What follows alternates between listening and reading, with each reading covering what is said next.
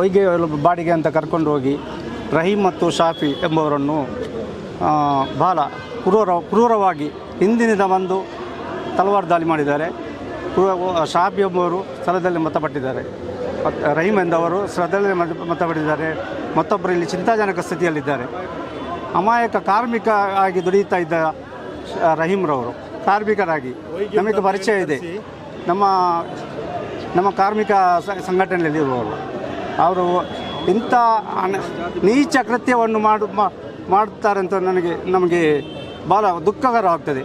ಇಂದಿನ ಪರಿಸ್ಥಿತಿಯಲ್ಲಿ ನೋಡಿ, ಮೊನ್ನೆ ಅಲ್ಲಿ ಪ್ರತಿಭಟನೆ ಆಗುವಾಗ ಎಷ್ಟು ಜನರನ್ನು ಅಲ್ಲಿ ಪ್ರಚೋದಿಸುತ್ತಿದ್ದಾರೆ. ಆ ಪ್ರಚೋದನೆಗೆ ಒಳಗಾಗಿ ಇಂದು ಈ ಕೃತ್ಯ ನಡೆದಿದೆ. ಇದನ್ನು ಈ ಸರ್ಕಾರವು ಗಂಭೀರವಾಗಿ ತೆಗಿಲೇಬೇಕು. ಇಲ್ಲದ್ರೆ ಕಾರ್ಮಿಕ ಸಂಘಟನೆ ನಾವು ತೀವ್ರವಾಗಿ ಖಂಡಿಸ್ತದೆ. ಈ ಪ್ರಕರಣವನ್ನು ತೀವ್ರವಾಗಿ ಖಂಡಿಸ್ತದೆ. ಅದೇ ರೀತಿ ಈ ಕೃತ್ಯವನ್ನು ಮುಂದಿನ ದಿವಸದಲ್ಲಿ ಯಾವ ಕೃತ್ಯವಾಗಲಿ ಸರ್ಕಾರವು ಎಚ್ಚೆತ್ತುಕೊಂಡು ಇದನ್ನು ಭಾಳ ಮುತುವರ್ಜಿಯಿಂದ ಇದರ ಹಿಂದೆ ಇರುವ ಎಲ್ಲ ಶಕ್ತಿಗಳನ್ನು ಬಂಧನ ಮಾಡಬೇಕು. ಇಲ್ಲದಿದ್ದರೆ ನಮ್ಮ ಎಲ್ಲ ಹೋರಾಟವನ್ನು ನಾವು ಮಾಡ್ತಾ ಇದ್ದೇವೆ.